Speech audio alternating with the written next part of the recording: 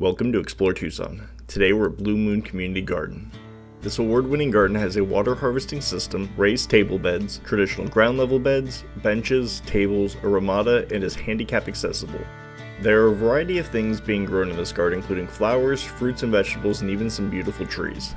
There are also quite a few birds and insects that like to hang out. The 15,000-gallon water tank is used to capture water from the roof of the ramada and provide irrigation to the 36 plots in the garden. This is one of the 17 active community and school-based gardens in the Community Gardens of Tucson network. You can find a full list of those gardens on their website.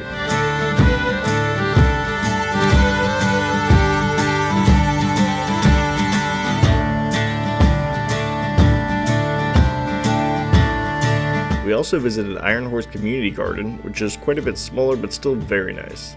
There are a bunch of community gardens around town, so if you have a favorite, I'd love to hear about it. So where should we explore next?